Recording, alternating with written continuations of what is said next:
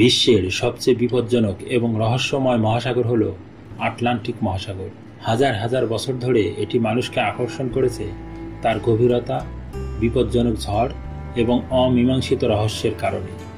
এটি পৃথিবীর দ্বিতীয় বৃহত্তম মহাসাগর এবং প্রায় 5 মিলিয়ন বর্গ কিলোমিটার জায়গা জুড়ে বিস্তৃত। আজকের পর্বটি সাজিয়েছি পৃথিবীর সবচেয়ে বিপজ্জনক মহাসাগর আটলান্টিক নিয়ে।